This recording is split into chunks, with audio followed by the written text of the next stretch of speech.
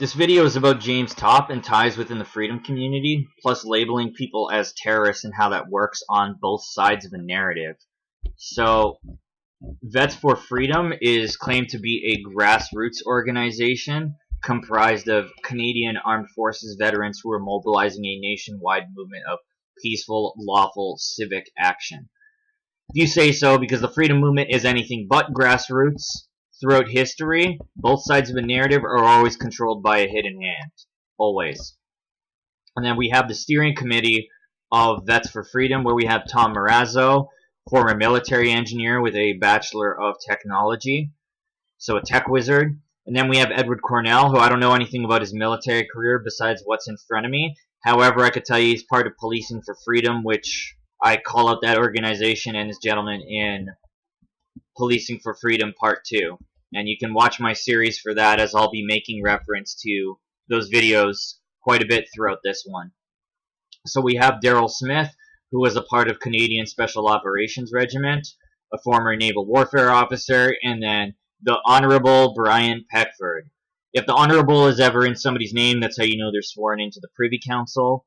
And he's a former Premier of Newfoundland Labrador and the last living First Minister who helped negotiate and sign the Constitution of Canada to include the Canadian Charter of Rights and Freedoms. Well, hate to break it to you, but the system was never built for you, and essentially the only way you can hope to combat it besides speaking uncomfortable truth is developing a sense of independence where you don't rely on goods and services. So I would recommend learning how to forage and farm, and even the willpower to learn is a start.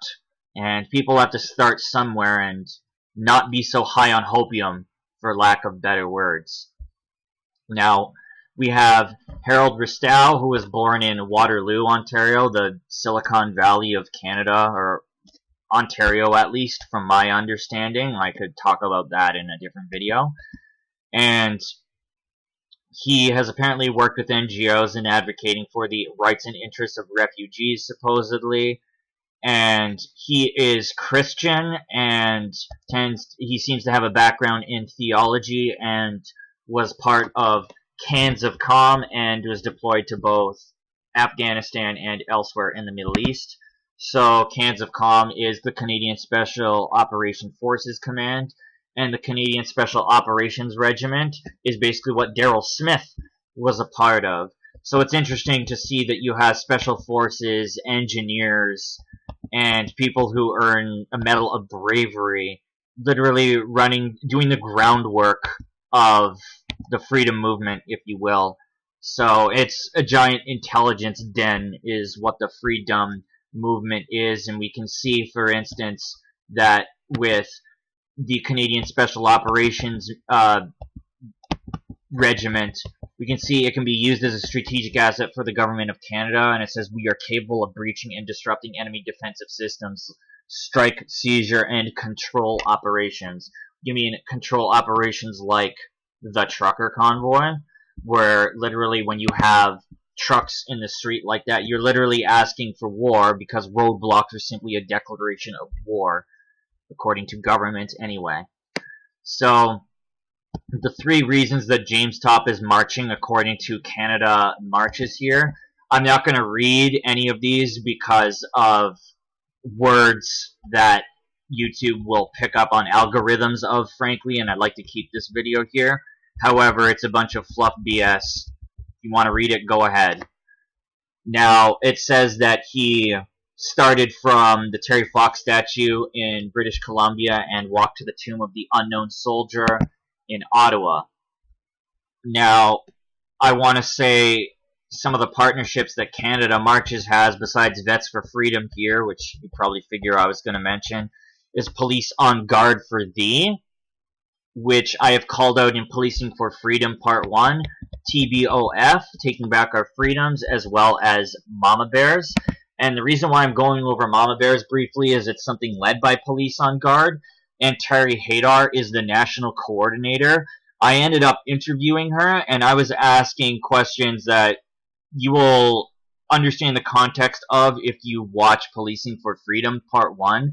But essentially, Police on Guard for Thee is partnered with an organization that has ties to Mossad, which is something that promotes an Israel First agenda in Canada. And to give you an idea, there's literally Stephen Harper Monument in Israel. So a lot of the conservatives promote an Israel First agenda, and essentially same with this organization, Mossad, which I tried to ask Terry about. However, I think she misunderstood me and thought I was saying Mossad as in Israeli intelligence. Now, regardless of her misunderstanding of my questioning and what I was saying, the real point I'm getting at here is she blatantly told me she was unwilling to talk about the intelligence community, when the real fact of the matter is the freedom community is controlled and riddled with the intelligence community. So you refusing to speak about that makes you a gatekeeping shill, Terry Hadar.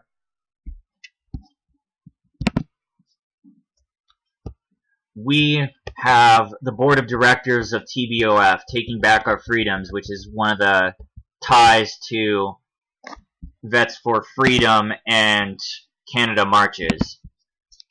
So we have Brian Peckford here as well.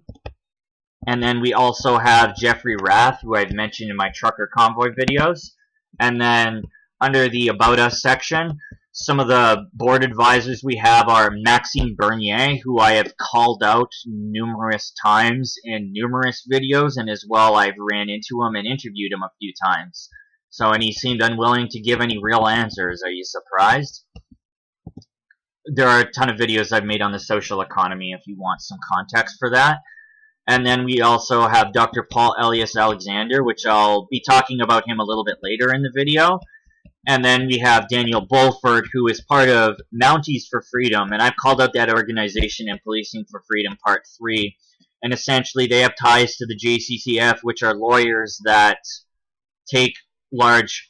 are funded largely by the Atlas Network, which is a conservative think tank, largely funded by the Koch family, or Koch family. I'm not sure how you pronounce it, but regardless, they're in the same den as the Koch family is in the same echelon as George Soros. And then the final advisor here I'm going to mention is Vincent Gerses, who is part of Policing for Freedom, to my understanding, and I have called him out in those videos as well. And I've seen him alongside Edward Cornell and Daniel Bulford typically. So some of the partners that TBOF has is Veterans for Freedom, go figure, and as well VCC, which was one of the other organizations we saw. Now, moving forward, sorry for the liberal tone of this article here. However, I'm just bringing this up to mention that James Topp has been associating himself with Jeremy McKenzie and as well this Diagon movement. So what are these things? I will get to, but first I just want to show you James Topp in his stupid Canada Marches shirt, walking alongside Pierre Polivericure, who has ties to the WEF, has been shown in a photo with Bill Gates actually promoting him, and as well he voted for the Paris Accord. There's a ginormous amount of dirt that Pierre has, and essentially I could make a full video on him, but he is not the subject matter of the video. I just want to point out that he and James Topp likely met up for theatrics, and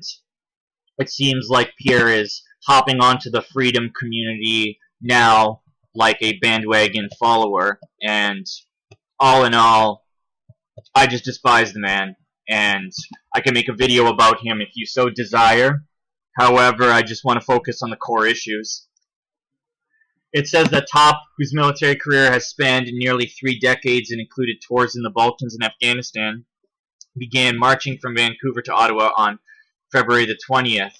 He spoke outside Vermilion Bay, Ontario, crediting the legacy media for finally noticing his 4,293-kilometer trek, and explaining that the charges stem from investigations into his original protests back in February. And I noticed his name generating a little bit of attention during February at the time of the trucker convoy, actually. So James Topp, he met with MPs in person for over an hour and spoke on June 22nd, 2022. And to his right here, we have Tom Marazzo, and to the left, we have Dr. Paul Elias Alexander. And the reason why I have it paused at this photo is to show you that simply anytime James Topp is not speaking, his hands are always doing that same triangle position there. And then as well, James Topp in this video, he mentions that he had a civilian job with the RCMP and was placed on leave without pay as of November 2021. And he was informed through his chain of command in the Canadian Armed Forces that he would be released on an item code 5F, which is an administrative release. And then Dr. Paul Alexander on the left there, he used to work for the World Health Organization, and he joined the Trump administration as a position I literally cannot even say on this channel because of algorithms, so I'm only going to say an acronym, and I'm sorry if you do not catch on, but Senior PC Advisor. There's a certain word that starts with the letter P and a certain word that starts with the letter C, and I'm sure you can figure that one out. He works with the C-19 group in the U.S. early treatment and is one of the key members along with Peter McCullough, Dr. Harvey Reich, Zev Zelenko, Dr. Malone, etc. And as well, some of the politicians left this meeting halfway through from what I can see. And anyway, Paul Alexander, for something that doesn't exist, what this doctor does is he promotes certain treatments for something that's non-existent and essentially is working to damage not even your health and mind, but essentially distract you from the truth.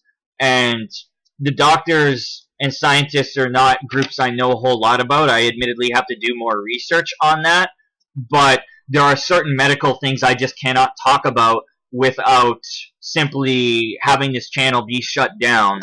And I'm sure some people will have an understanding of what it is I'm getting at, and I'm sorry to sound like a gatekeeper. Now, this is Jeremy McKenzie, otherwise known as the Raging Dissident. Now, pro patria means for country, and sic semper tyrannis means thus always to tyrants, which essentially gives the idea that tyrants will always fall. Now, for country, Mr. Patriotic here. When I think of the word patriotic, I think of patriarch and I think of parent. And the thing is the idea a country is a registered corporation, I'm sorry, but people have to break away from these attachments and something called egregores, which I'll be covering in a later video. Egregore is a very big concept that I'm going to include in a video and will take a lot of time to discuss, but all in all, we do have to detach from these very notions of things that we hold dear and close to our hearts that are essentially fabrications because they're just registered corporations. Now, the Raging Dissident here, we can see the one-eye symbolism with Socrates-looking figure over here. And then, as well, Diagon. There's a lot of fluff here that basically mentions that they are wanting a free country, essentially, and that they're down to earth. That's what the description sort of gives, but this is the flag for what they call Old Slashy over here, and if this is a group that's supposedly about unity, this symbol looks like there's a clear divide right in the center, and especially when I take the globe map and use North America here, they essentially have a divide right in the center, and yeah, it doesn't look like there's anything about unity when I literally see these photos here, plus Police on Guard for Thee as well partners with Jeremy McKenzie, and as well I believe on the partnerships of the Police on Guard for Thee website, you can even see that they advocate for this guy over here, Jeremy McKenzie. Now, all in all, I don't know very much about him, but I know a lot about the company he keeps, and that kind of says a lot to me. So, this is according to CTV, how they define Diagon in these things, and the reason why I am reading this is not because I agree with it, but because simply I'm writing to you how things are controlled from both sides. And so, here in this liberalized media, we see that Diagon is categorized as an accelerationist group, according to researchers who study extremism. And the director for the Center Director of the Center for Bias, Hate, and Extremism at Ontario Tech University, Barbara Perry, defined accelerationism as the intent on accelerating or fomenting a civil war, overturning what they see as the current corrupt, illegitimate order. Now, all in all, whether you actually agree with that statement or not, it's simply about putting out this message of divide. And it says here that the Diagon group is a loose network of people with neo-fascist militant views, which emerged from a group of live streamers called Plaid Army, according to Canadian AntiHate Network. So we have here, this is the AntiHate Network of Canada, which is an independent non-profit organization made up of Canada's leading experts and researchers on hate groups and hate crimes. They essentially work to stimulate hate and divide in society and play a very different angle than the freedom community does. So our advisory committee includes academics like Barbara Perry, as said here, and I even mentioned that person who defined the term in the previous article, accelerationism. Is that what it was? Excuse me. Let me just double check for you. Yeah, accelerationist. Excuse me. So we have Evan Bellegarde, excuse me. He is the executive director of the Canadian Anti-Hate Network, and he's an investigative journalist and researcher covering the rise of the new far-right and hate groups in Canada. He is a fellow of the Monk School of Global Affairs Fellowship in Global Journalism and graduated with an honors Bachelor of Science at the University of Toronto, double majoring in psychology and sociology. Before this, Evan was working as a special assistant to Toronto Mayor John Tory. He served as a vice president of the Canadian Association of Journalists and is a non-academic affiliate of the Canadian Network for Research on Terrorism, Security, and Society, which I'm going to go over that last mentioned organization with the long-ass name. The Canadian Network for Research on Terrorism, Security, and Society was founded in 2012. It supports research and the dissemination of research related to the threat of terrorism, security responses to terrorism, and the impact of both terrorism and securitization on Canadian society. And then here is the Monk School of Global Affairs of Public Policy at the University of Toronto, which is a leader in interdisciplinary research, teaching, and global management. The Monk School serves as a crossroads for those focused on issues of global affairs and public policy. So I don't know very much about the Monk family, but I think they're kind of in the same echelon as George Soros, Koch family, that sort of a thing. I know that they have large amounts of influence in mining and gold, and as well public policy as demonstrated by this website here.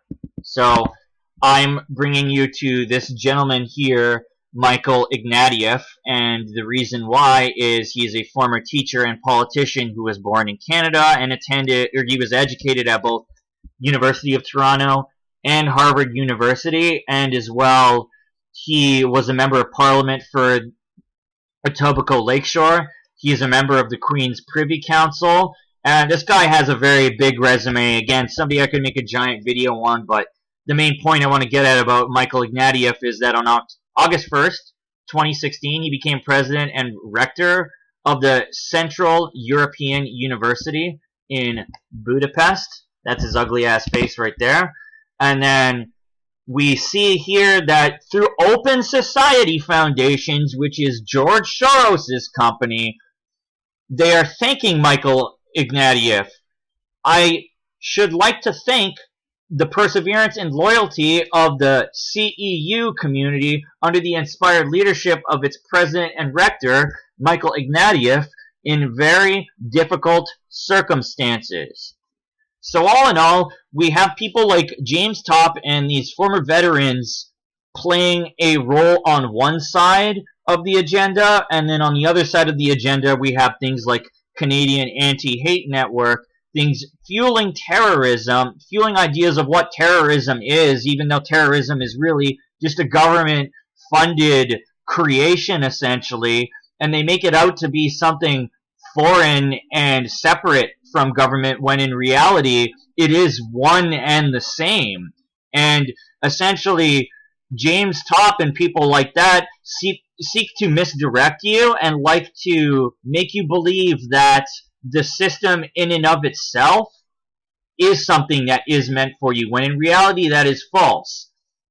There are various kinds of psyops and controlled opposition out there, and some of them have a different agenda and will feed different pieces of info, but they might even call out each other for show and theater. However, the reality is you can't trust anybody, even me, and you need to develop some kind of independence and to be free of this construct and tyrannical system.